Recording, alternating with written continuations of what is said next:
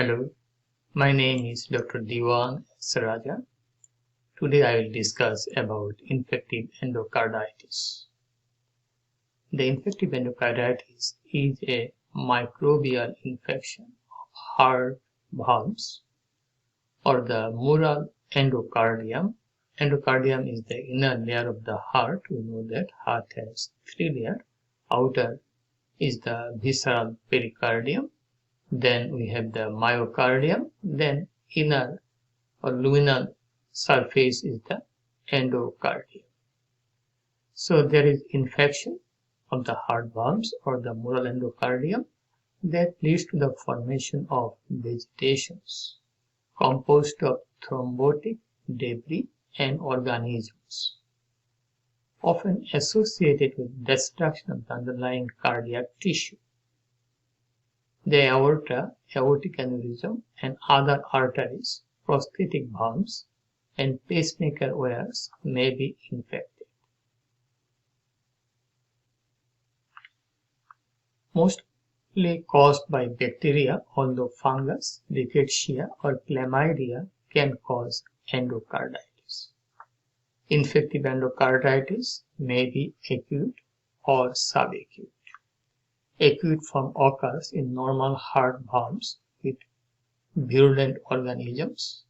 Subacute form occurs in defective heart valves with less virulent organisms.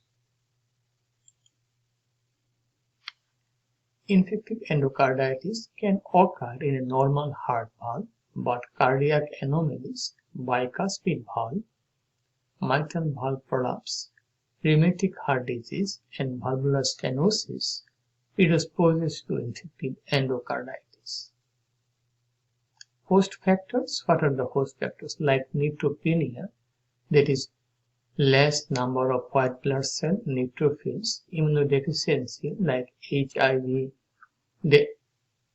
infection, or people taking immunosuppressant drug, especially in organ transplantation or after organ transplantation, diabetes mellitus, malignancy, and intravenous drug abuse. All increases the risk of infective endocarditis. Common organisms are streptobreedens, Staphylococcus aureus, Enterococci, Hackett group, that is Haemophilus, Actinobacillus, Cardiobacterium, Echinella, and Kingdella. All are oral flora. It may be caused by gram-negative cocci and fungus. About 10% of cases are culture negative. Sometimes we need multiple culture to find out the offending organism.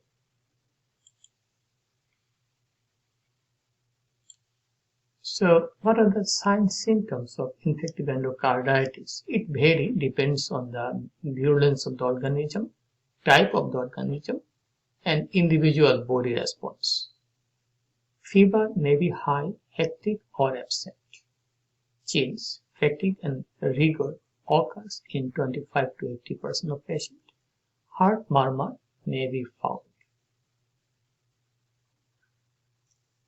Murmur is the abnormal heart sound because heart valve may be damaged, passage may be altered, and the flow may be different, flow of blood, so there may be murmur. Embolic phenomena with peripheral manifestation may happen. We'll get some node in our finger palm. Skin manifestation include petechia, small bleeding under the skin, oscular nodes, splinter hemorrhage under the nail bed, genuine lesions, and splenomegaly. Especially in subacute bacterial endocarditis, we'll get splenomegaly. Risk factor: poor dental hygiene, long-term hemolysis, uncontrolled diabetes mellitus. Okay, so intravenous catheter and TPN line. Okay, so pacemaker they may be the risk factor, and we call them nosocomial cause of infective endocarditis. Intravenous drug abuse certainly is a risk factor for infective endocarditis, especially to the tricuspid valve. Prosthetic valve in the heart are also risk factors for infective endocarditis.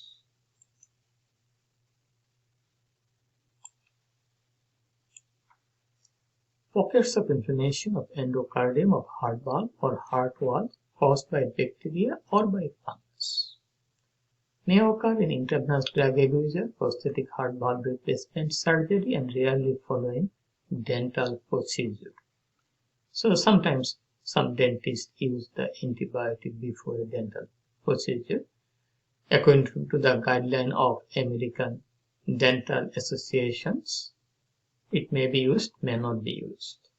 Thrombi on heart valve is called vegetation. Sterile vegetation may happen in the non-infected heart valves in hypercoagulable state. Less commonly, verrucous endocarditis may occur with systemic lupus erythematosus. We call it Liebman-Sachs endocarditis. This all has been taken from Little and Felix Dental Management of Medically Compromised Patient. Okay, these are the petechia here, bleeding under the skin. We'll also get bleeding under the skin. We'll get also splinter hemorrhage here in the nail bed area. Okay, these are features of infective endocarditis. Okay, we'll get ossular node here, ossular node, another ossular node here. We'll get the Roth hemorrhage, Roth spot in the retina. This is the retina of the eye, the inner nervous layer of the eye. We'll get Roth spot in the retina in infective endocarditis. This can be visualized by ophthalmoscope. This can be visualized easily by ophthalmoscope. Okay, we are looking at the vegetations. Viridum staphylococcus in the mitral valve. These are the vegetations of the infective endocarditis. This is the valve cusp here. This is the chordae tendineae. This is the papillary muscle. So again, we have the non-bacterial thrombotic endocarditis, also called NBTE. Here we get this. This may be a feature of the Liebman-Sachs endocarditis. In case of systemic lupus erythematosus, you may get this type of feature also. Okay. So in the finger, we'll get nail clubbing. This is the clubbing, drumstick shaped finger.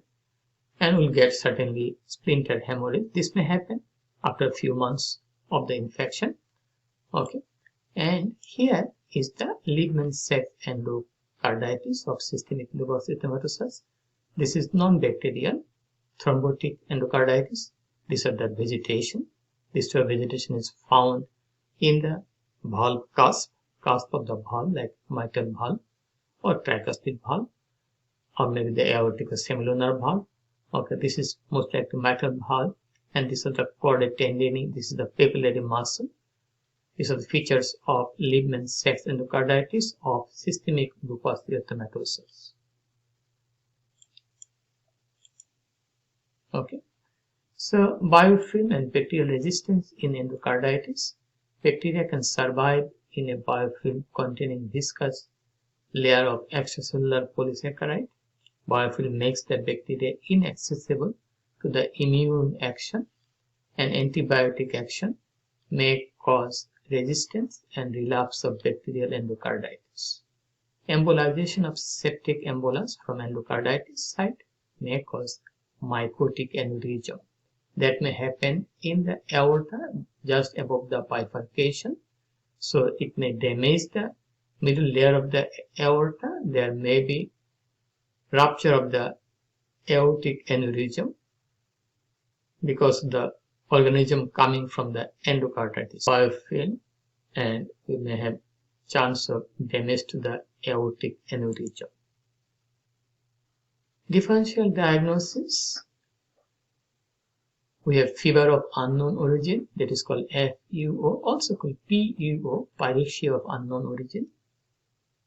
Pericarditis, tuberculosis, especially from people from overpopulous country, people from the refugee camp.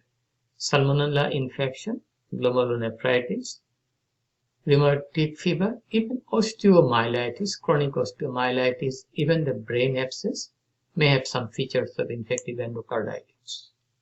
Workup and lab test, blood culture, it may be done repeatedly, complete blood count, erythrocyte sedimentation rate study, and C-reactive protein assessment, rheumatoid factor, and VDRL, Venereal Disease Research Laboratory test, because the syphilis, especially the secondary or tertiary syphilis, are manifested like that of the infective endocarditis.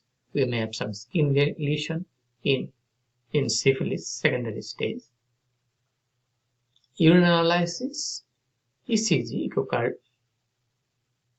echocardiography, and this is a gold standard, transesophageal echocardiography.